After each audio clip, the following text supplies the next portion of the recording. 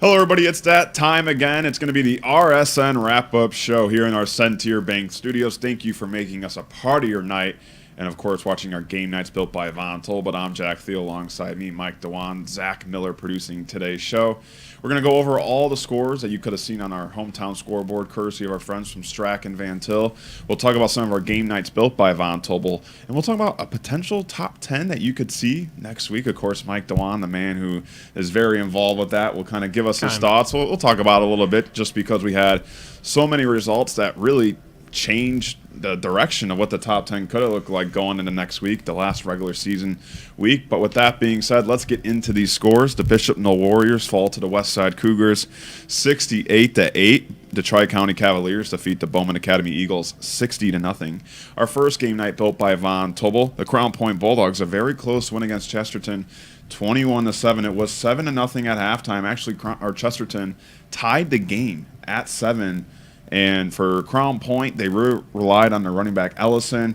They ran the ball as much as you could. They really, wasted the time, ran the ball. But we talk. You don't want to celebrate a loss, obviously. But for Chesterton to do what they did, really hold Crown Point. I believe that's their second lowest point total. The first one going against that Valpo game. But, we talked about how Crown Point's been so dominant this year. Teams haven't been able to touch them. And for Chesterton, without their starting quarterback, to stay in that game and even tie it in the second half, that's a major props to that team. And there's something going really well in Chesterton. And I just want to say it's very hard to beat this team. It's no cakewalk. When sectional comes, you should not overlook this team. And, maybe Crown Point did. Maybe they said, well, this team's only 2-5. We're 7-0. Like, it's going to be like LaPorte last week. We'll play the first half. We'll win by 42, get up and get out. No, that wasn't the case at all. Crown Point really had to grind this one out. But like I said, we're not trying to say it's good to lose. But for Chesterton, it's really bright to be in that game, and you can learn a lot from a loss like that. Yeah, we kind of mentioned a little bit before, this would not be a cakewalk for Crown Point. Looking for the Dogs, a win's a win, a win's a win. Yeah. According to what, Coach Bazia, of course, he said it's better to be now 8-0 instead of 0-8. There So you go. You got to take a win with whatever you can, but it's a 14-point win. Again, credit to Chesterton. It was, they played kind of our keys to the game was pretty clean football. Didn't get behind the sticks. Didn't make any mental errors, and kind of didn't set themselves up for failure. They did what they needed to do to obviously make this game competitive, and they did just that. For Crown Point, you can't really be overlooking teams. I know, obviously, going after last week, what they did, against LaPorte, it was a pretty nice showing. But this week, it was a little bit different. Again, being on the road, hostile environment, and you're looking maybe to a tougher Michigan City team who they play next week. You can't really do that, especially when playoffs roll around. You never know what could happen. I'd say it's a winnable sectional for the Crown Point Bulldogs, but you have to take every game. You got to look what's in front of you. You got to stay in the present. You can't look ahead for next week or 2 weeks or who you're going to play in regionals. You have to stay in the moment, and I think they'll get back on track next week. But again, they got the dub, and of course they have the playmakers. That, of course, shout out to Ellison, who had a couple scores. Kind of chewed the clock down a little bit late. It's good to have a guy like that, but it's look for them to bounce back next week. I know it was a win, maybe not to the Crown Point standard like Noah Ehrlich once said, but it's I think they'll get back. But again, shout out to Chesterton, of course, fighting till the final whistle and making a big game out of something that was maybe not predicted to do so. Yeah, for Crown Point, clinches at least a share of that DAC title now. Second straight now, With that win, obviously, the win against Michigan City will give them the outright title, and they play Michigan City, just like Mike Dewan mentioned. The Griffith Panthers lose their second straight game this time. The Calumet Warriors, 26-15. The Hammond Central Wolves, they get back on track, a 44-6 win over the EC Central Cardinals. Another game that we really talked about, the number 2 Hanover Central Wildcats keep their undefeated season alive and at least clinch a share. Well, they got it now. They got it. Oh, they got it now. It's they're outright. It's an outright champ, so congratulations to them. They defeat Andrean 33-9, so first year. Wow. I mean, and you get a championship. God, again, former NCC guy here. Oh, here we go. Well, it's just, again, Rick Novak and I talked about it a little bit. It's crazy to see a team kind of come into this conference and run the table. Again, I expected Hanover Central to be maybe in the conference, probably maybe a one-loss team, maybe lose to one of your typical Blue Bloods, but I didn't expect this. Who knows if this is a down year? I don't want to rain on Hanover's parade. But you know, you got to kind of look at the other conference. You know, what was up with the other teams that to kind of walk. You almost have to take offense to this. I mean, when you're the Hobarts and Andreans and Lowells, you kind of let a team walk in there that's smaller in class size than you, other than Andrean, and take the title in their first year in the conference. It's credit to Brian Parker and his staff and the rest of the players. I know Matt Kuntz had a good day. Caden Verrett did his thing, over 100-plus yards on the ground again. And, I mean, they're a scary team. It takes a lot to go into that type of conference and just run the table, similar to what they did in many years past in the GSSC. And, you know, kind of reminds me of, and I'm only remembering because I'm a fan, and during COVID-19 is when Notre Dame joined the ACC, first time ever playing a conference game. Well, obviously they lost the championship conference game against Clemson, but they went undefeated in the conference. Whenever everybody mocks and makes fun of them for not being in a conference, first time ever they run the table, go undefeated in the regular season. And that's kind of the case with Hanover Central right here. You know, they kind of hear that talk outside, and they said, "Okay, we'll do it." And right now they look pretty good, and you don't see many teams win this much at Andrean. And we talked about Hobart. They were down by 10 in the fourth quarter at Andrean. They squeaked by there. For Hanover Central, they do what they just do best, and that's win football games and score a lot of points. I mean, 33. It's, we've seen their defense get hindered a little bit in a couple of games, but we've never seen anybody stop this offense yet.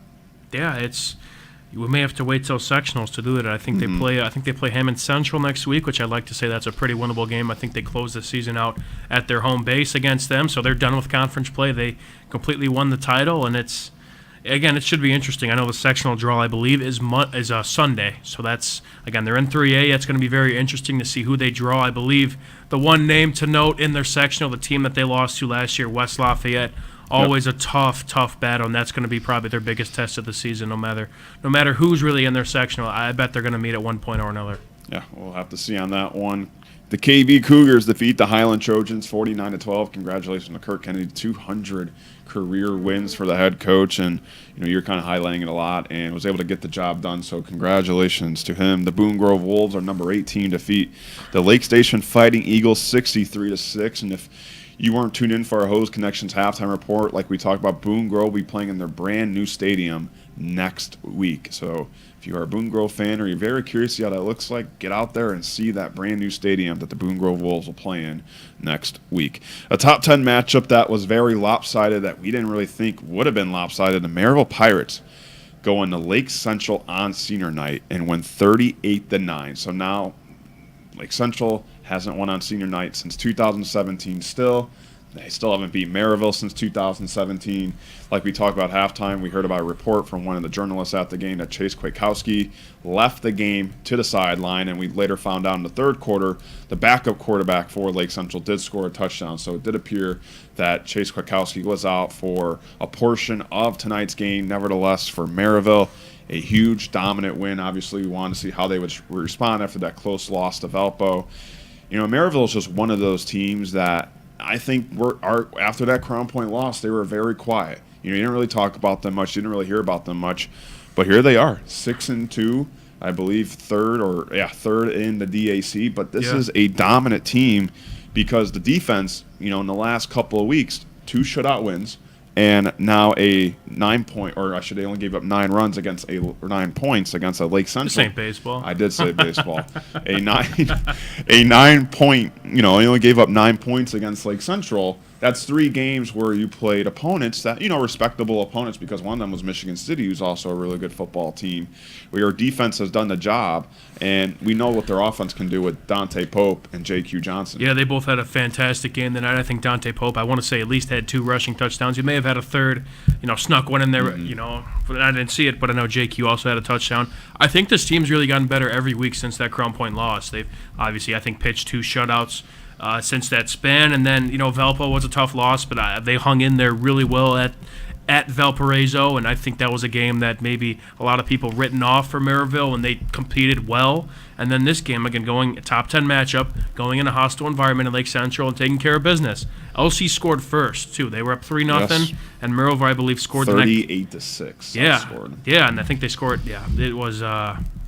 This offense, I mean, they're starting to find it, I think. That was kind of the big question mark. First, it was they looked good starting out the year. Again, we talked about it all the time, the progression of the Maryville Pirates. Offense was great, defense was great in the non-conference. Then once the Dak play, the offense kind of dwindled. Couldn't really find much. We found that the defense was pretty solid as expected, but now we're starting to see the complementary football that Maryville's going to need come playoff time. Yeah, absolutely, and it doesn't get easier for Lake Central at Valpo next week. It's going to be one of our game nights built by Von Tobel next week as well. A top 10 team that did get the job done was the Michigan City Wolves, number 6. They beat LaPorte 35-0. We were just talking about shutouts for Maryville. Here's one for the Michigan City Wolves, getting back on track right before one of their biggest matchups at Crown Point next week. That's going to be a good one, but Michigan City gets that 35-0 win. Our second game night built by Von Tobel, and man, if you like scoring, this was your type of game. The Hobart Brickies defeat the Morton Governors 65-38. And for Morton, they had a decent-sized lead in that first half, especially in, first and 3/4 of a quarter. It was really that late second quarter when Hobart started to come back and score some more points. And, man, did they score points. 65. We were doing some research just because it's not every day your football team scores 65 points. We found out 2 years ago they scored 72. And this is a team for Hobart that we talk about. Couple tough losses. Obviously, they're in that Hanover Central game. They had the opportunities, a couple miscues and turnovers. And for Morton, this was a team that was riding high. A couple of wins, obviously, that won in the Battle of Hammond. And how are they going to look? Well, they started off really good. Donchell Harris had a couple of rushing touchdowns. But for the Hobart Brickies, what a win for them at home. And to score 65 points, that really sends a message before playoff time. Mustard wins the condiment ball. Yes, it was the color rush. Your report and your sources were right. It was the color rush. The color rush, but the mustard yellow and the ketchup red, and Mustard got the dub, man. They relished that. So I got that from you. Man, you used that earlier in the week. But wow, it was. It's about 10:30 here, but Mike Dewan stays sharp every day. I'm not here all night, but I mean, it was the score was 26-10 though. Morton was up 26-10. Everyone's laughing here in the studio, man. Keep it together. It's too late for this. It wasn't that funny. But Morton was up 26-10, and like you were saying, Hobart in that late second quarter, I mean, they turned it on, and right before half, I believe they took the lead 31-26 at half, and then they just never looked back. It was this dude's still cracking up, man. Come on now, he can't even keep a straight face. But man. Again, shout out to the Brickies. That offense is lethal. Willie Shearer had a great game. I think he was one of our award winners that we'll get to later. Yeah, but absolutely. They're a solid offense, man. It was a battle of two balanced teams, and I think we really saw that in the first half. And then kind of when the second half came around, Hobart, great coaching adjustments by them, and absolutely. And they turned it up. And again, being in front of their home crowd, that was a rowdy crowd. I don't know if it was senior night there. It may have been not 100% sure. May have been their last home game, but nonetheless, they turned it on. That was a big win for Hobart, and Morton. They got to bounce back. They competed. They showed that they can against a very solid team, and just look on to next week. On the next one. I was waiting for a pun right there, but no, man, I'm out. I got no more in the chamber, so we're all good. Morton just couldn't catch up to Hobart, so we'll see how the Governors respond next week. The Roll Red Devils get back on track. Someone say they got grilled. 56. No more hot dog puns. Moving on now. Man. Let's go. Again, I can't even focus. Again, shout out to the Brickies though. Again, Absolutely. and Morton. It's a big. I think Morton has East Chicago next week, so I'd like to say that's a favorable contest. That's their second of two conference games, and that could win them the conference too. I know it's a conference of 3, but they're 1-0 in the GLAC, and then East Chicago next week. I think they could win that at least. So. Come for the football joke, stay for the hot dog. Yeah, I mean, that was not in my bingo card for this show today. It was not in mine at all. It must be late, man. It must be late. But for the Lowell Red Devils, they get back on track. They defeat the Munster Mustangs 56-34. More points, man. Yeah, absolutely. Defense optional tonight. It was a lot of high scoring games tonight. Yeah. River Forest defeats South Central 29-8. Our third game night built by Von Tobel, the Valpo Vikings.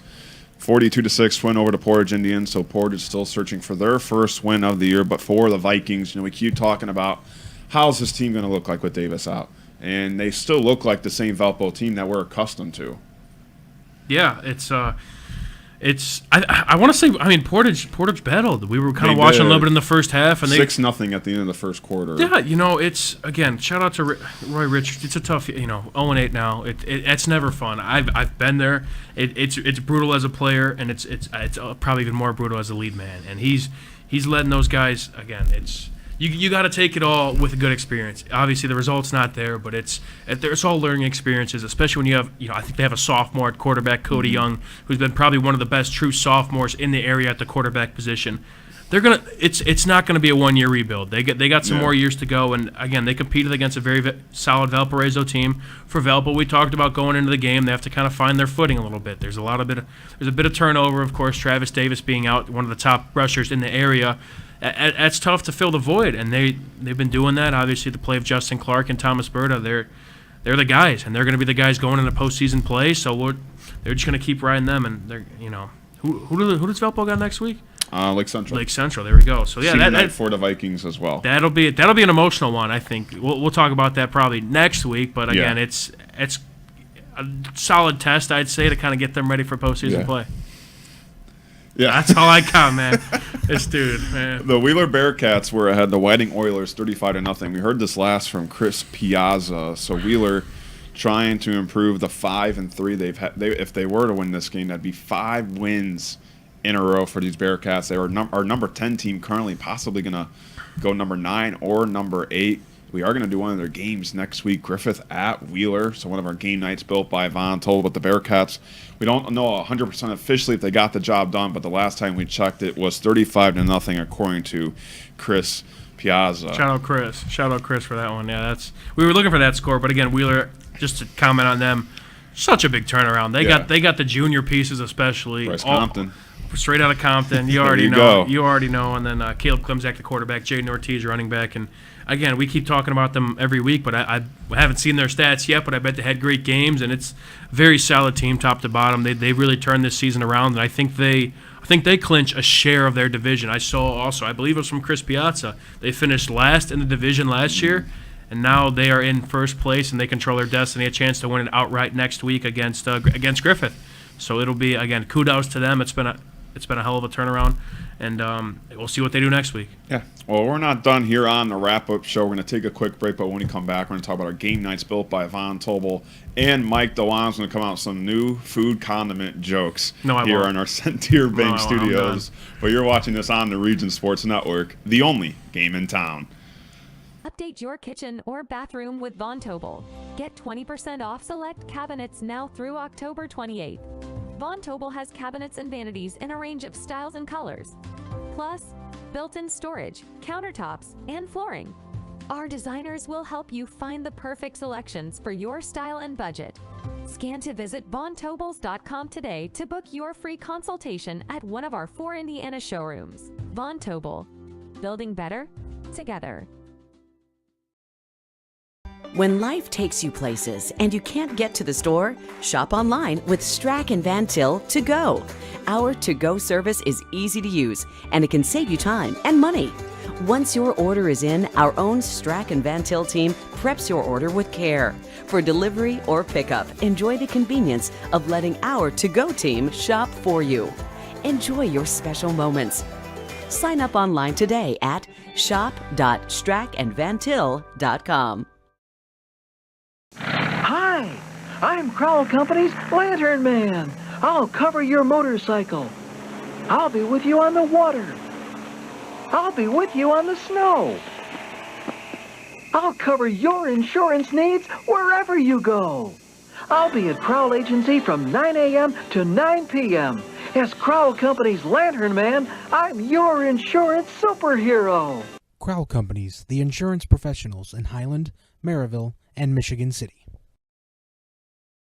From schools to stadiums, hospitals and bridges, everywhere you look, union carpenters are building Indiana.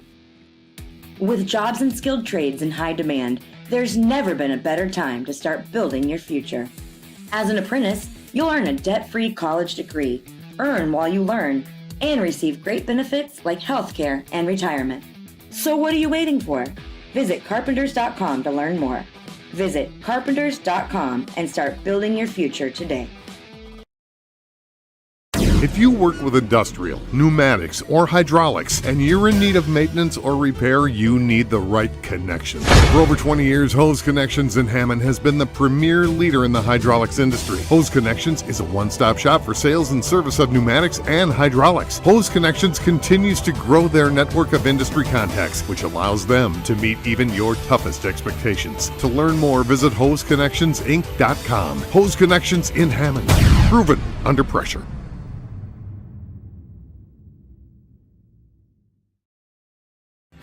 Thinking about what to do after high school? Consider a career with Boilermakers Local 374. As a Boilermaker apprentice, you'll earn while you learn. We offer excellent wages and benefits, and as part of our no-cost hands-on apprenticeship program, you'll learn from the best in state-of-the-art training centers and on the job. Become a union Boilermaker and get on your way to a great career. Find out more, visit www.local374.org or call 219-845-1000. We're here on the RSN wrap-up show in our Centier Bank Studios, having a bunch of fun. If you're just joining us, we went over all of our games, but you can also view those scores on our hometown scoreboard, courtesy of our friends from Strack and Van Til. Now we're going to go over some of our game nights built by Von Tobel. The first one was the #1 Crown Point Bulldogs, a close win, but still it is a win, 21-7 over Chesterton.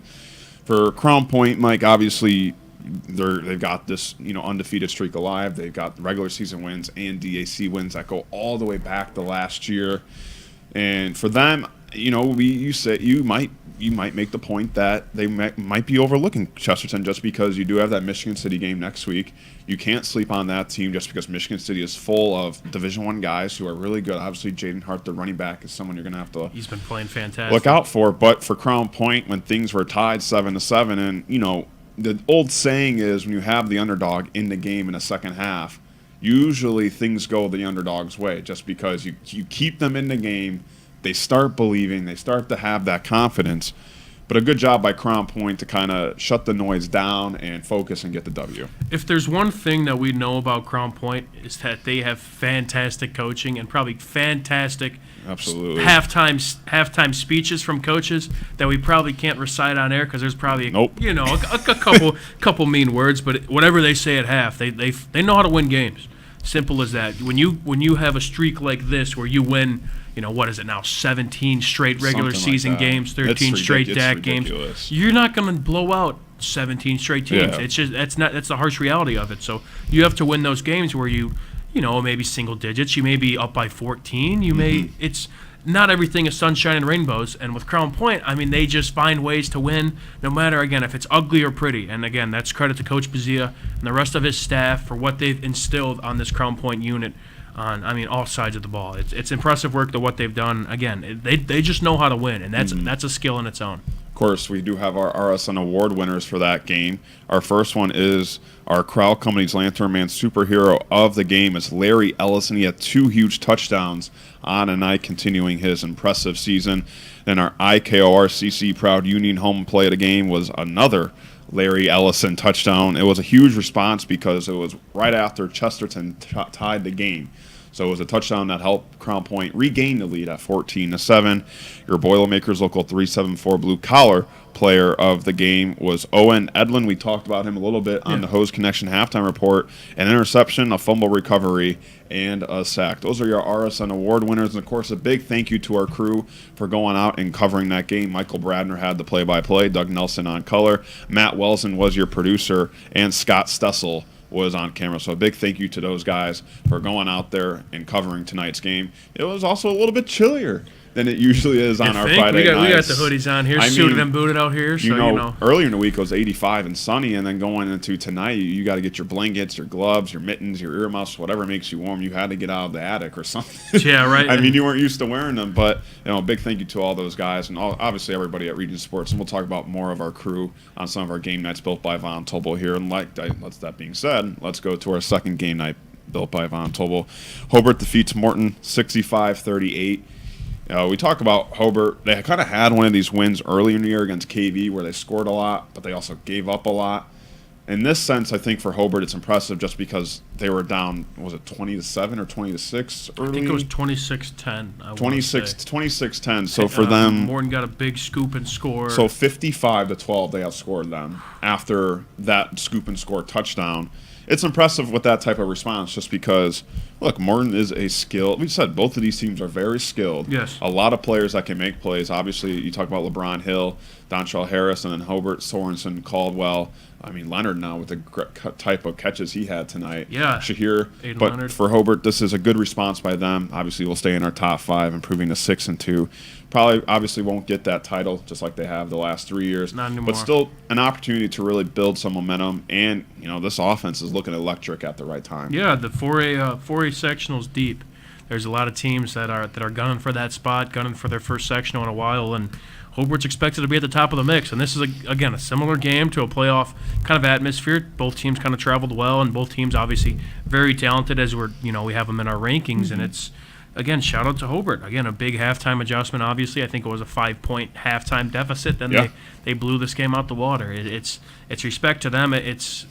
You have to use all 3 phases. And we kind of saw that earlier in the game with Morton. They had a scoop and score, I think, to start out the game. They had a huge kickoff return to get them in front early, and then it completely flipped in Hobart's way. So, it's a promising defeat for Morton. I think I'd like things to be a little bit closer. It's tough to go to the Brickyard and battle with the Brickies for their first time, I think, in a couple years. And we saw glimpses. Again, they're in the 5A, so they're kind of getting ready for that. They do have East Chicago next week, which may be a tune-up game for the 5A sectionals, but that's not an easy sectional from what I remember. So, they got to bounce back if you're Morton and Hobart. I mean, keep things rolling. I think they have I don't know who they have next week now. Hobart?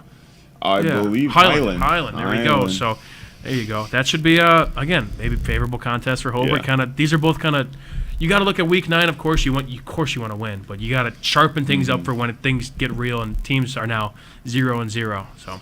Yeah, so here are our award winners for that game night built by Von Tobel, your Crowd Company's Lantern Man superhero of the game, Willie Shahir, 5 touchdowns, over 200 yards. Congratulations to the junior running back, your IKORCC proud Union home play of the game, LeBron Hill. He had a 90-yard kickoff return in the opening play. We watched that one back here in our studios. He's a big dude, too. He's got some speed, but I think he's about 6'4", 6'5", and he's got some wheels.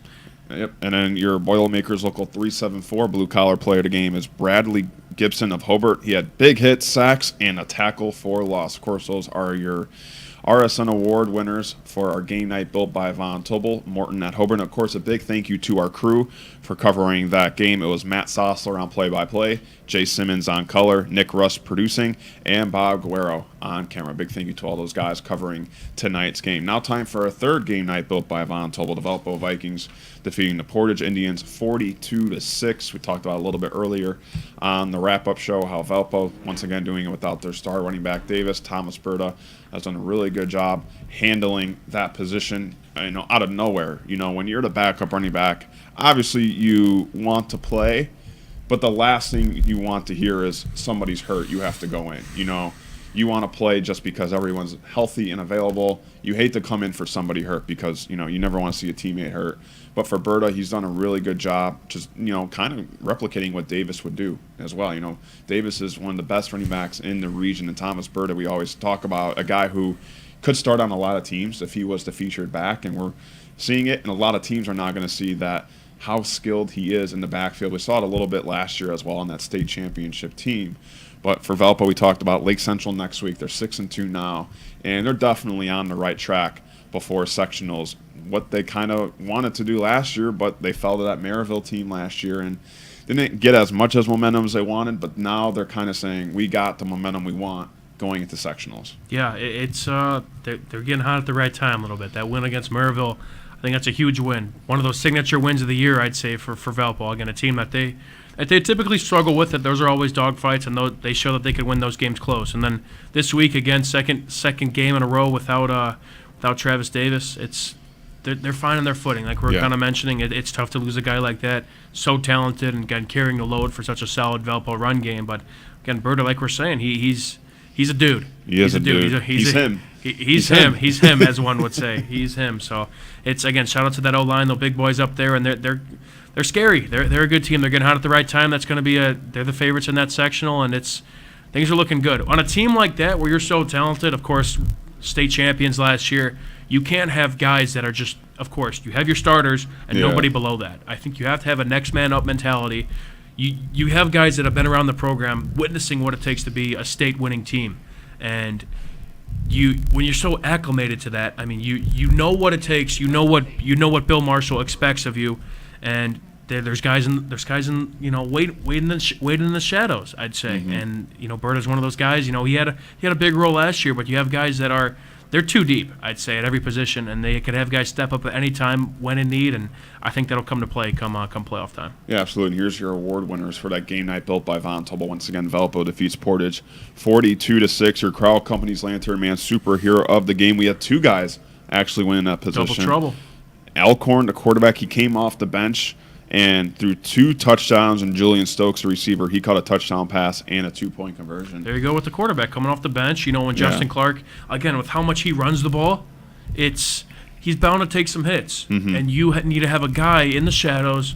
If his name's called, he'll deliver. Yeah, of course. And your proud Union home play the game presented by IKORCC. It was a Justin Clark touchdown pass to Carter Emmett. It was a big play in the first quarter that dictated the tempo early on. It was also Emmett's first catch and touchdown of the year. Talk about that. Your first catch is a touchdown. That's a good way to do it. I really hope you got to keep that football. Yeah, I wish. You ever keep a football when you played because you had your first touchdown, first sack, any accolades? You ever keep the football? I thought about it. I should. Did they ever give you the chance? No. Because I feel like they changed footballs pretty quick. You got the ball boys and they're throwing the footballs back and forth to the officials. Did you ever have the opportunity? It depends how nice your boosters are, man. Depends how many balls you can have in the pro. It depends how many balls you can program. I mean, those footballs aren't cheap. They got to hold on to those. So unfortunately, no, man. I had to give it right back. But who knew it would be easier to get your first, baseball hit in Major League Baseball than a high school football? Yeah, maybe we got to work on that. Boosters out there. Man. If kid scores his first, let him keep the ball. Pay for another football. Help the program out. But other than that, from the former high school football player. Yeah, man. Yeah, I never thought of that. That never crossed my mind, keeping the ball. But your Boilermakers local 374 blue collar player of the game was Jay Joyer, Pleasant of Portage. He was a one-man wrecking crew on the defense. He had 10 tackles, so a good bright spot right there for Portage. Congratulations to Pleasant for being our Boilermakers local 374 blue collar player of the game. And of course, a big thank you to our RSN crew for covering that game. It was Ryan Zimmerman on the play-by-play, Rick Novak on color, Zach Zanelli producing, and Milton Johnson doing camera. Again, not just that game night built by Von Tobel, but all 3 of our game nights built by Von Tobel. Big thank you to our crew for going out and covering those games. We're not done here on the wrap-up show. We have one more segment to talk about, and it's going to be the potential RSN Top 10 for week number 9. The man, the myth, the legend, Mike DeWan's got some insight on that one, and we're going to hear the scoop. But you're watching the RSN wrap-up show in our Centier Bank studios on the Region Sports Network, the only game in town. Have you checked out Centier Bank's student checking account? This no-fee checking account is perfect for students and teens ages 14 to 24 and comes with all the features you need to succeed, such as a debit card, digital banking, and automatic deposit. Centier Bank can help you start establishing good spending habits today for your better tomorrow. For more information, visit centier.com/student-checking or visit your local branch. If you are under the age of 18, your parent or guardian must also sign on the Centier student checking account. At the age of 25, your account will automatically convert to the Centier checking account. You must deposit $25 to open this account. This account is not eligible for overdraft advantage. Member FDIC.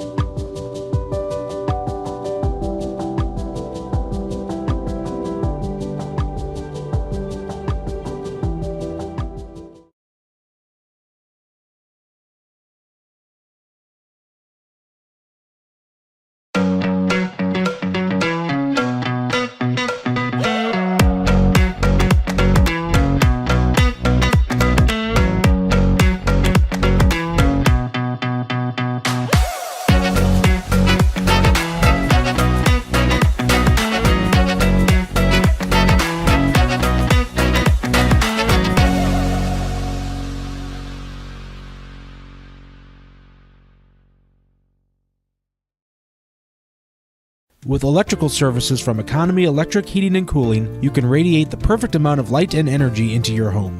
From rewiring and code upgrades to ceiling fans, lighting, security, and more, Economy Electric Heating and Cooling's trained electricians will make sure you can enjoy your home on full power all the time. For a free estimate on electrical work, call Economy Electric Heating and Cooling at 219-923-4441, and you can visit them on the web at 4ajobdoneright.com. That's the number 4ajobdoneright.com. Develop skills that will last for a lifetime with an apprenticeship with the Bricklayers and Allied Craft Workers Local 4, Indiana, Kentucky. The apprenticeship and training program is committed to developing highly skilled bricklayers, terrazzo workers, and ceramic tile setters to provide the construction industry with the best hands in the business. If you are currently working non-union and want better pay with benefits, or if you think learning a new skill with a paid apprenticeship while you earn your associate's degree is the right path for you, visit baclocal4.org/training to learn more about the apprenticeship program. Are you built to succeed? For over 100 years, Burns Funeral Home and Crematory has been assisting families in their time of need. Serving Northwest Indiana, the staff at Burns Funeral Home will help guide your family in creating a meaningful ceremony. From a simple to elaborate, to traditional or unique, the caring family at Burns Funeral Home will tailor a ceremony to fit your needs. And for your other loved ones, Burns Funeral now has a pet cemetery and crematory. Visit burnsfuneral.com or give them a call at 219-942-1117. Growing up in Northwest Indiana, I am proud that my family's been doing business here for nearly 100 years, which started with my grandfather, John Gladish. Over my career, I've witnessed families being torn apart by the negligence of others, and everything from unguarded openings at construction sites to reckless driving on our roads. Our experienced attorneys, paralegals, and staff know that insurance companies and their lawyers will go to great lengths to avoid paying compensation. Do not waste your one and only opportunity to seek fair compensation for your loss. Give the Gladish Law Group a call and put our team to work for you. Blythe's Team Sports in Valparaiso is a leader in athletics apparel and equipment sales. With in-house production including screen printing, trophies, embroidery, and more, Blythe's can help you to create the perfect look. For more information, visit them online at teamblythes.com. Blythe's Team Sports in Valparaiso, where the athletes shop. Still here on the RSN Wrap-Up Show in our Center Bank Studios. Thank you all for making us a part of your night. I'm Jack Thiel, of course, Mike Dewan across, or next to me, I should say. Zach Miller is across from me producing today's show. We've talked about all the games that we've covered throughout the night, and of course, our game nights built by Von Toll. Now we're going to talk about our top 10 a little bit. Of course, Mike Dewan's very familiar with that RSN top 10. About week 9 now, we talked about how a lot of teams were probably going to stay put, but the back end of that top 10, like 7 through 10, really gets interesting because Crown Point stays at number 1, Hanover stays at number 2, number 3 is Valpo. They would stay there as well, I would say. Number 4 for us, Maryville would stay because they got the win as well. Number 5, Hobart, they got the win as well, so they would stay. Number 6, Michigan City, they get the win. And number 7 is where it gets interesting right now because Morton, they lose the game against Hobart, obviously. And for them, it's a little shaky because obviously that forfeited win a couple weeks ago, dominant win against Hammond Central, and now with that loss against Hobart, you're kind of asking yourself at, I should say 4-4, I believe they are now. Where do you put them? You said Morton? It's tough, man. It's tough. Yeah, top 6 teams, you know, they control their fate in this ranking, and they stay the same. I'd say, you know, starting with Crown Point first and foremost. I think they keep that top spot for what they've done in the past few weeks. It's you know, they're not going to leave anytime soon, I'd say. And then, of course, the rest of the other 5 teams, they're staying put. So now we get, of course, to Morton. And I don't know. I think, again, with a tough loss to Hobart, I think they drop a little bit. I think there's some teams below them that won their games respectively, and I think they're going to jump them. So if we're looking at that 7th spot, I think we got to talk about the Boone Grove Wolves a little bit. Our number 8 team who won, they improved to 6-2, it's obviously. only fitting, right? Another shaky spot, the Lake Central Indians at number 9, now 4-4 on the year, though obviously probably dropped from our rankings because that's 2 straight losses for Lakes, or I should say 2 out of the last 3 games they've lost, now 4-4. They lost by a lot against Maryville. It's going to be really hard to keep them in that top 10, and also because our number 10 team, Wheeler, won. I think they flop places. I think, well, Okay. first, LC. But we'll go over some bubble teams that might That's a good point. get in there. I think LC, again, that's a tough loss Okay. to play a Maryville team. But, again, to score first and then to lose by almost 30, it's tough to keep them in the countdown. And I think you don't want to penalize them too much for playing a solid fourth-ranked Maryville Pirate team. But I think it's that case where they're going to have to fall out of our top 10 again. So I think the team, it's only fitting, the team behind them that won is going to have to jump them, and that's going to be our 10th-ranked Wheeler Bearcats. Yeah, we talked about Wheeler at 10, probably going to move up now. The closest bubble team that did get a win tonight was the Westside Cougars. They were number 12 on our bubble. They now improved to 5-3. We talked about their historic win against Griffith last week. Another dominant win this week for them. And they have a pretty good case just because they also won 68-8 tonight against the Bishop Knoll Warriors. It's going to be really hard to keep them out just because, like we said, does Morton stay? Does Lake Central stay? You kind of have two spots open right there. And for Westside, who was only 2 spots away from the number 10 spot, you win by 60. You've won, I believe, I don't know how many games that is in a row for them, but they have a nice, impressive track record right now just because it's been the rushing game of Yorbro and Kuya Burrell. They were huge guys. Yep, Giuseppe Moore, I think, had a big play, too. Yeah, so you look at Westside, 5-3, 4-2 in the conference. It seems pretty likely that, they could, make their way in our top 10 for the first time all year. They're repping that GSSC. That would make 3 GSSC teams in our top 10. Boone Grove, Wheeler, and now potentially Westside could make a claim for themselves. Again, they've been scoring points in bunches. That was a great win against Griffith last week, a game that I thought that they were a pretty decent underdog going into the Boneyard and getting a 1-point win over Griffith, and then this, a 68-point outburst. It's setting up for a potential top 10 berth for the Westside Cougars. Again, now they move up to 5-3. I think they definitely deserve a spot, and again, they're just doing their job. That's it. I don't think they're gonna. I think they need a little bit of help if they want to win their division. The GSSC, I believe, they're behind Wheeler. But nonetheless, they've turned this season around, and I think they deserve their flowers. Yeah, and the only other bubble team that got a win was the Hammond Central Wolves, obviously bouncing back. 3 straight losses, now improved to 5-3. Still, it might be a little tough just because those losses were not the greatest look. They just look flat out there. And there's one team that wasn't in our bubble who could make that jump. I think you know who I'm referring to. Kankakee Valley, the Cougars. They've been hot as of late. They've really bounced back after a tough start. We talk about Kirk Kennedy, 200th career win. And obviously, we got to look at this and go over records and stats and everything and, head-to-head records and everything like that, opponent records. But for the KV Cougars, they are knocking on the door, and you might be able to make the case for them. It's going to be, again, what they've done in the past few weeks. They beat some okay teams, but looking towards the future, it's going to be a very interesting sectional for the KV Cougars. What I have on their sectional, so I want to say this is what it's going to be. It is Hobart, New Prairie, Westside, KV, Lowell. That's a gauntlet. East Chicago, Culver Academy, and Highland. That's one sectional. That is the 4A. The 4A's, yeah, it's a gauntlet to say the least. But Hobart, it's a team that they battled with. They lost by 5 points. Yeah. That was basically a basketball score. But nonetheless, New Prairie, I want to say they've had a down year from years past. They did lose tonight to Penn as well. Right. And they've lost to LaPorte. They lost to LaPorte. We do know that. But they've also beat Lowell. So did KV. So what's interesting, again, East Chicago is also in this. Again, we kind of talked about Hammond Central and what they did tonight. East Chicago, it might be a tough one to judge, but I think that's kind of a rebuilding program, and they're looking to kind of do things, in the near future. It's tough sledding right now, but it's a jog, not a sprint. I think right now for East Chicago. So, and then Westside, that'll be a fun matchup if they meet each other. That's a fun sectional 4A. There's a lot of solid teams in the area that go at it for a sectional championship, and you may say Hobart's the favorite in that 4A sectional, but KV I think is a close second.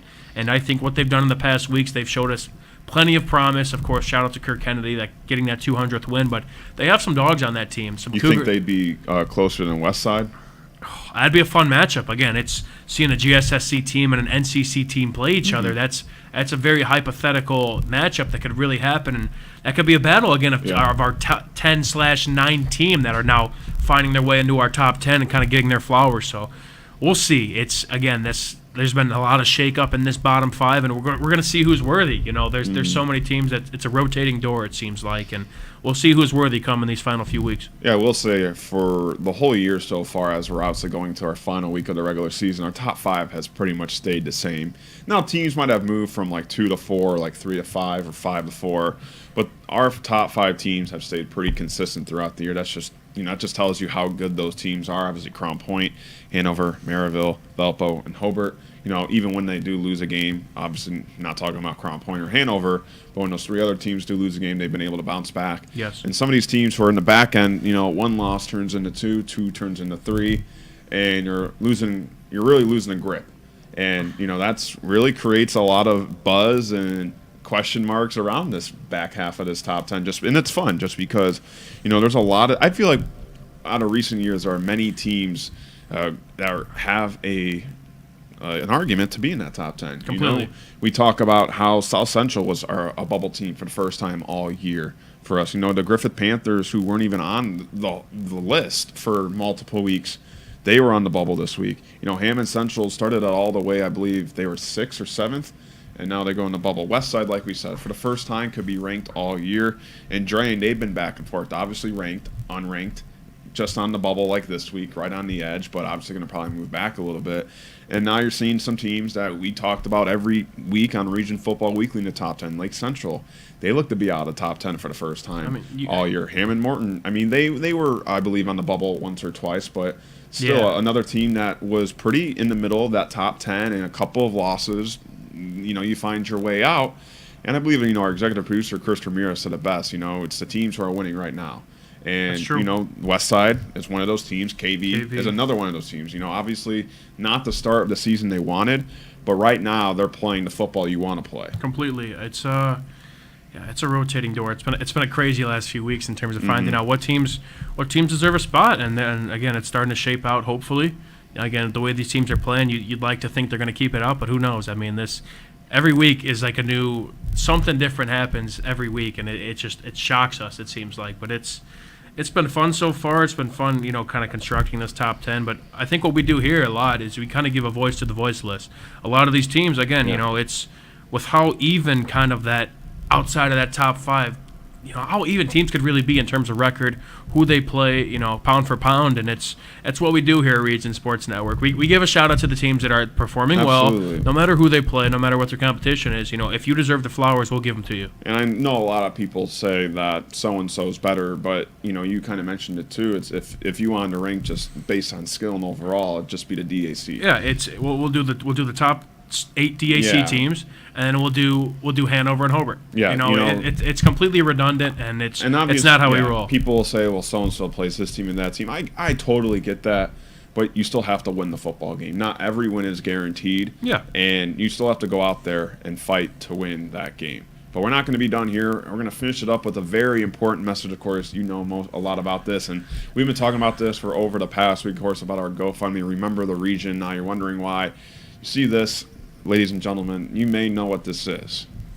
If you don't, we don't. I know a little bit, but it is a VHS tape. This one specifically, 1998, September 25th, Highland at and Drain. The 59ers won 20-9 in 1998 against Highland. And maybe you were at that game. Maybe you were playing in that game. If you want to watch it, well, Mike's got something to say. You said it right there, man. You could sell water to a well. I could say. I could sell water to a fish. Oh, there you go. Yeah, he's a salesman over here. But long story short, again, we have the collection unlike any other. We've been gifted with so many different tapes from all across the area and all across time. We get film reels from the 60s, or we get CDs from last week, or SD cards from last week. Look at Jack here trying to figure out what the heck this thing is. We have an extensive collection. Again, we set up this GoFundMe to help us digitize and what we got there. Some Drain and Island. There we go. Help us digitize and, again, help us manage our collection. Again, you could help us all with the link we have. It is at our GoFundMe. Remember the region. You could find this at our link trees, which are found on all our social media platforms. For more information, please visit that website and give us a hand here to manage this crazy collection we got going on here. So that's all I got. That's my 2 cents. So Well, that's going to wrap it up here on the RSN Wrap-Up Show. Of course, a big thank you to our crew, our executive producer, Chris Ramirez, our operations manager, Rich Castillo, our coordinating producer, Claude Martinez, our studio assistant, Justin Cole, and James Chalos, our producer, Zach Miller. Of course, you, Mike DeWan, for always sitting beside me, and you, the viewers, for staying up this late with us. Go to bed, everybody. Well, this was a fun Friday night, and we'll see you next week. But this is the RSN Wrap-Up Show from the Centier Bank Studio. You're watching us on the Region Sports Network, the only game in town.